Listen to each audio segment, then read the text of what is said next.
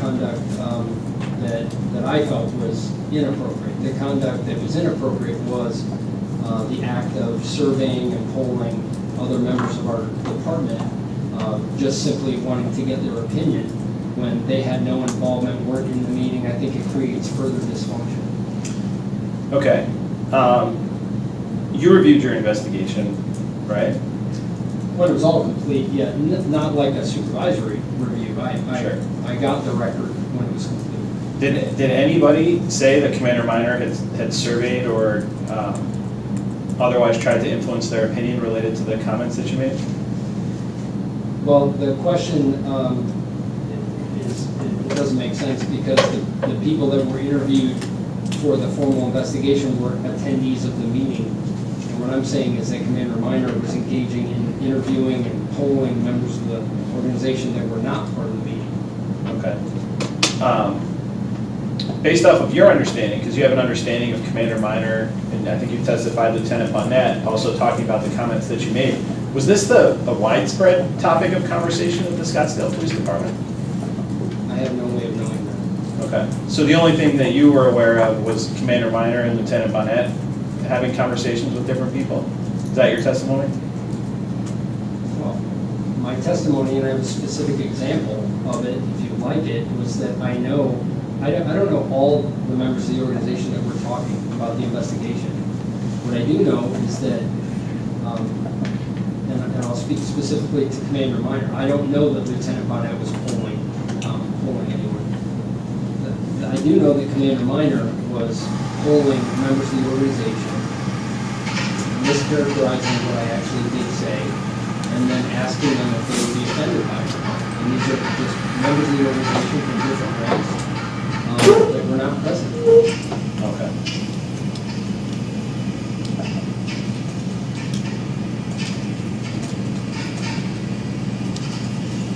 So,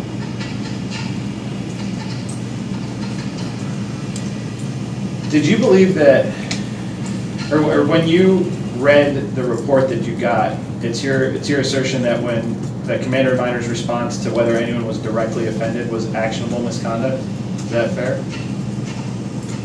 I'm not going to render an opinion about that. I'm not a decision maker in that. Okay. So, what about reading that investigation caused you to request Chief Pop to investigate the matter? Well, I didn't request an investigation. I brought the conflict in statements to his attention. And it was part of a larger conversation about the ongoing and pattern of behavior from Commander Minor as he engages in gossip and things like that in the organization. And then when confronted with that, he backs out of it and says, I didn't do that. What would I gain from doing that? It was a pattern of conduct and behavior that both Chief Pop and I actually spoke about. So the representation in that record of him, he and Lieutenant Barnett's statements being in direct opposition with one another, to me, was an example of him doing just that, stirring this up and then backing out of it. So I want to make sure that I understand what I think I heard you say there. You're saying that in your experience, Commander Minor has a history of providing false statements about things that have occurred? No, I never said that. Well, I think what you said, if I heard you right, and eventually I'll get the transcript, is you said Commander Minor has a history of stirring things up and then when asked about it saying, no, I didn't do that. Oh, yeah, forgive me. Yeah, there are some examples of that, yes. So in your experience, you believe that Commander Minor has multiple instances where he's been dishonest in recounting what his actions are? Well, as it relates to workplace gossip and things like that, I'm not reflecting on any kind of a police report or anything. I'm just saying as it relates to workplace gossip, he has a reputation for getting gossip going, and then in the cases, and maybe Chief Pop should be the one to testify about this, in the cases when he confronted him with those things, Commander Minor would say, what would I have to gain from that? I had nothing to do with that. So you think Commander Minor was serially lying to his supervisor about his actions? Well, I'm just explaining what I think. I'm not going to, you want to you want to make a statement like that. I'm just telling you that that's what, in Chief Pop and I's conversations, that's what he also believed. So Chief Pop believed that Commander Minor was regularly dishonest in Commander Minor reporting his comments. I think I've answered the question, Steve. Well, the answer is yes. The answer is, yes, the answer is yes, that when asked if he was involved in workplace gossip, he would tell his supervisor that he wasn't. Okay. And that would be a serious accusation against a police officer, right? Because a false report to a supervisor could lead to serious discipline, including termination, right? I object to the relevance of this question. He's asking for opinions about violations that are not an issue in this case. I don't know where you're going with it, Mr. Slavin. I think. Unless there's some connection, I'm going to sustain the action. Okay. I mean, you can rephrase it, or you can explain why you think it is relevant. Okay. So even before you got this, the investigation back, the investigation into you, you believed that you had firsthand knowledge of Commander Minor being repeatedly dishonest to his supervisor, correct? No, I wasn't his supervisor. I wasn't present for the conversations that Chief Pop told me about. So Okay. I know how workplace gossip can go, and police departments are no better than anyone else in that regard. Okay.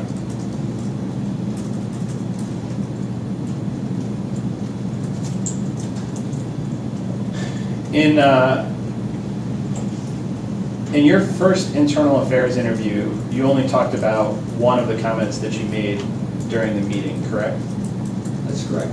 So you omitted talking about the second comment that you actually made, correct? It is with some explanation. Go ahead. So when I did my first interview, and I had been open about my comments, I had been open and honest about everything that I had said. Again, I was embarrassed and wanted to, I wished I could have actually spoken to people directly. But that's what my mindset was. I didn't hide anything that I had said there, and I shared what I had said there with a lot of people. When I went into internal affairs for that interview, and I explained, I started to explain the meeting, and I was very conscious that I was doing a lot of talking, and I was concerned about my rank and the fact that this was internal affairs. They have a job to do. It's their interview, and I was nervous about making them feel like I was trying to control the interview or something. And so then I just stopped talking and let them ask questions. But when I left internal affairs, I believed that I had talked about everything. But then it was until later when they did a second interview with me and said, did you actually say this comment? And I said yes. So it wasn't an intentional omission. It was, I just remember being conscious of not making them feel like I was controlling the interview or something. Okay. The end of your interview, you were asked, do you have anything you want to add, anything you want to say? And your answer was, I would just reiterate, that comment was stupid, and as I said in my email, I certainly didn't mean to offend anyone, and I'm sorry that it did. Do you think that during that answer you had an obligation to talk about the second comment? I object to the relevance of this question. This does not have anything to do with the discipline against Commander Minor. He's being asked his opinions about things that he's already testified to that are well within the record. Again, I believe we did talk about it, so I didn't think to add it. I thought we had already talked about it. Okay. And then, I think the record is clear on this, but it actually might not be 100% clear. Prior to your email, or prior to your interview, you had been given a notice of investigation, and in addition to being given that notice of investigation, you were also given a copy of the email that Damian Mendoza wrote, correct? Yes. Did you read that email prior to your interview? I probably did. I don't remember. I probably did. Okay. That's all I have for now. I'll probably have other questions later. Oh, okay. Cross-examination. Chief Slavin, I just have very few questions for you. I think we've covered everything.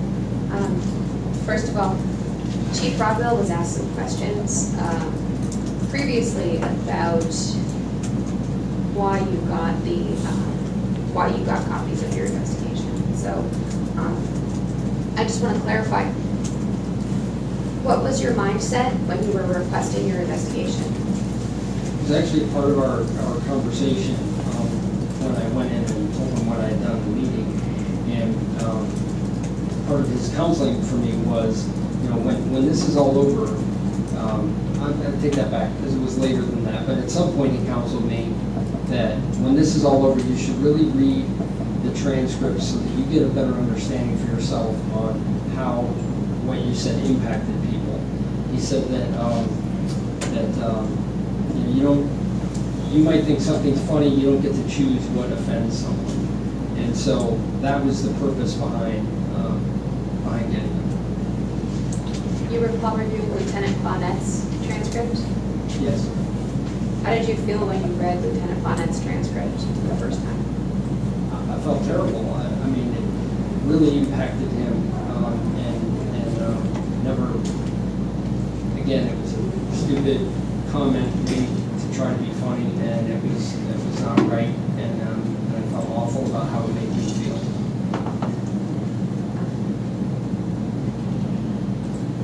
The only other question that I have for you, I think we've gone over everything that is relevant to this proceeding, is just to clarify. You mentioned the phrase, forgive me, but gay Perry. You have to speak. Yes. You can't just shake your head. Oh, I'm sorry. Yes. Okay. Oh, yes. That phrase, as you use it, or that initial impulse, does that phrase in your mind have anything whatsoever to do with sexuality? No, I mean, I take that phrase to mean like Paris is a city of celebration and restaurants and things, there's a recreational atmosphere there. Okay. And so that at least was your initial impulse. Yes. Thank you. Those are all the questions I have. Redirect. I guess you can give the board some context too, and I'm curious. It's outside the scope of cross, so I'd be willing to obviously let up my. Don't follow the rules. Not allow it unless it's way outside. No, I'm just actually curious. Did you ever read Commander Miner's second IA interview? So the interview that happened in his case? No. Have you read the investigation into Commander Miner? In this case you're talking about? I'm talking about the investigation into his sustained integrity violation. Right. I've only read some. Are you talking about Attorney Cronin's or the Internal Affairs? The Internal Affairs investigation.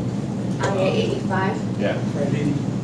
I've only read parts of it, but not all of it. Why did you have the occasion to read it? Because I wanted to know what was in it. And it was also, we were being sued. So, I wanted to know. It came to me with that. Okay. And you only read parts of it? Yeah, and it was pretty extensive, and there were a lot of exhibits. I didn't go through all of them, although I will say that the exhibits do confirm Aaron's conduct of polling employees. Okay.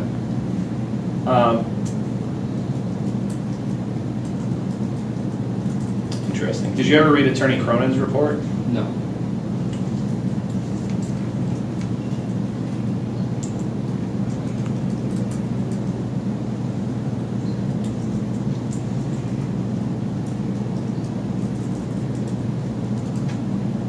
That's all I have.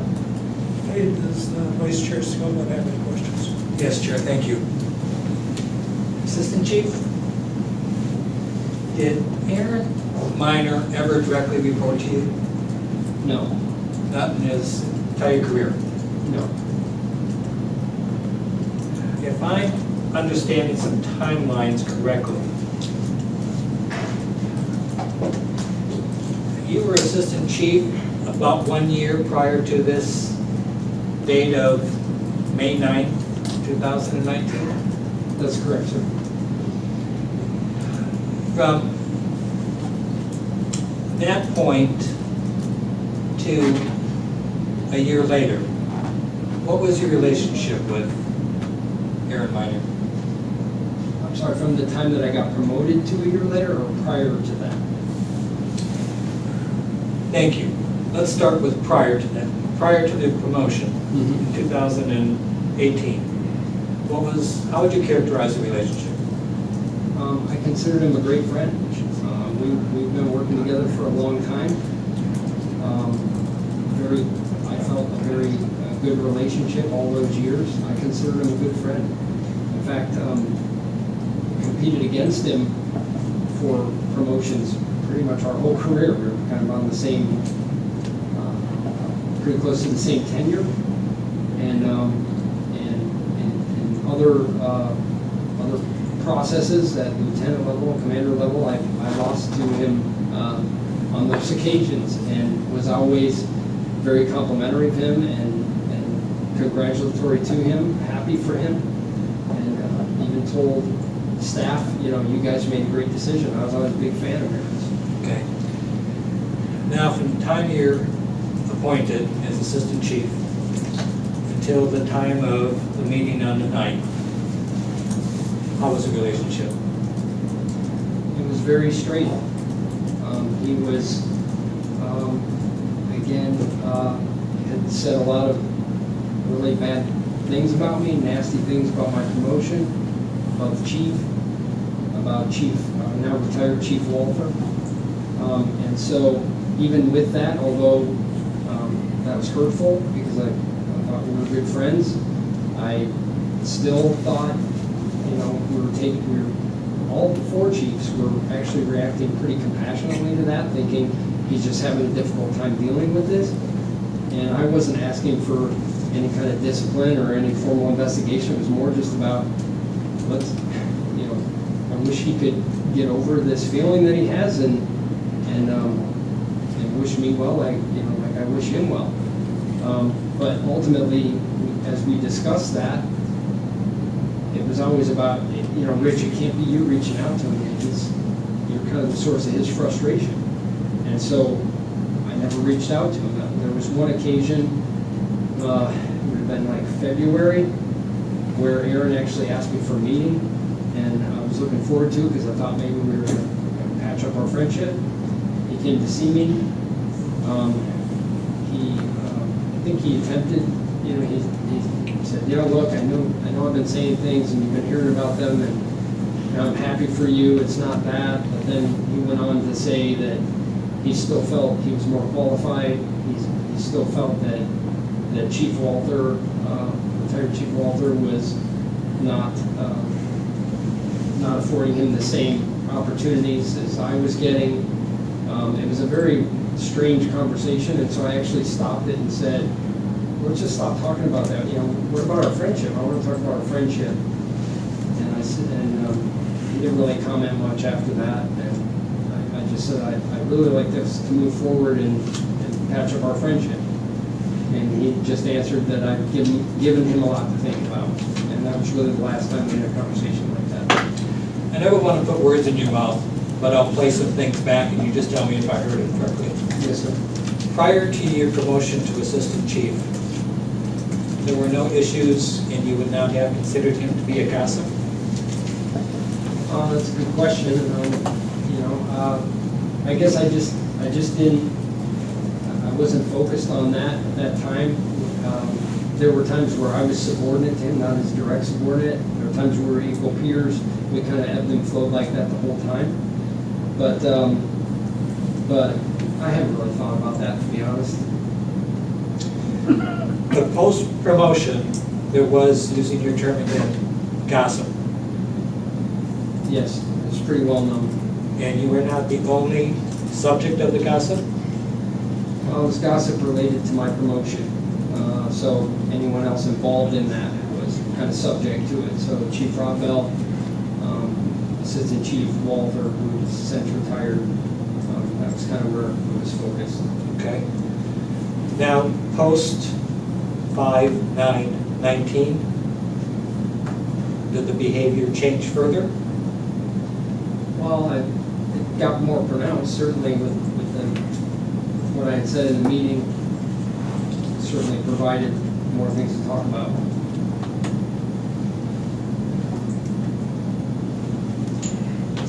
I won't make you repeat the events of that meeting on 5/9, because I saw how uncomfortable you are. But the way you described it to us, how similar was your description to Chief about what happened? It was exactly the same. Exactly the same. What we heard, he heard. Yes, sir. And how concerned was the chief? He was concerned. I'm one of his assistants, and I was, really embarrassed for him also. The chief's office is the office, and so he's the man he always is, which is to, let me tell him what I did, to be sure that I knew that that wasn't appropriate or professional, and he expected more from me. And then we talked about, what next steps were, and I told him that I really wanted to apologize, and we talked about the method in which we would do that. Sticking with 5/9, just a couple more questions. Was anything said to you during or after the meeting on 5/9? Related to my comments, sir? Yes. Well, immediately following the meeting, really related to the nature of what the first topic was, this criminal investigation, I asked the three commanders present to join me in my office. Commander Minor, Commander Cioli, and Commander Leduc. I asked them to come in my office with me, and I basically was just looking for their feedback. How do you think that went? This was a big deal for us, and it impacted a lot of people. And most importantly, we want to make sure all our people are treated fairly, and so that's why I included the lieutenants in that conversation. But I brought them back to say, what did you guys think? I didn't get much feedback. We didn't talk a lot about it. It was just, it's pretty much, they were kind of airing their frustrations about the criminal investigation also with me. And that was it. It wasn't until the following day, I was on my way into work, and Lieutenant Smith called me and then said, hey, I'm hearing that some people are upset with you over the meeting yesterday. Do you have any insight into who he heard what from? Lieutenant Smith? No, I didn't ask him who he heard from. Lieutenant Smith and Lieutenant Myers work side by side in special investigations. Obviously, because I had said that to Lieutenant Myers, I asked Lieutenant Smith, is Tommy upset? And he said, no, I don't think so. He goes, but it was offensive to some people in the meeting. I had talked to Lieutenant Myers. We're pretty close. We go back a ways. So I had talked to him about it directly, and he said that he wasn't offended at all. His words were, look, I know you were just trying to close the gap. You make a joke, and so he wasn't offended. It doesn't matter. It doesn't make the comments any less offensive. I'm not trying to say that at all. But no, I don't. Lieutenant Smith didn't tell me really where it was coming from, and I didn't ask. That was enough for me. I think this is my last question. When you were going through the transcripts from 048, after the case was closed, Yes, sir. did you read the transcript of the minor interview I did. and your reaction to it? Well, my reaction was focused on two things. One was that in his interview, he said he wasn't offended. I kind of, when he approached me in the hallway, I kind of assumed maybe he was one that was offended. So I remember reading that going, oh, well, he said he wasn't offended. But he said on face value, the comments are offensive. No disagreement. And then having just read Lieutenant Bonnet's transcript where he very descriptively lays out certainly his offense, which is completely appropriate.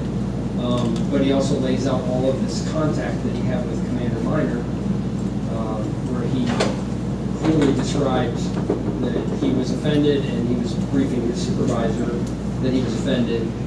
And then in Commander Minor's interview, he's asked if he knows anyone that is offended, and his answer is no. I think he's asked it a second time, and he answers no. Those two statements are in conflict. And so I do have one more follow-up.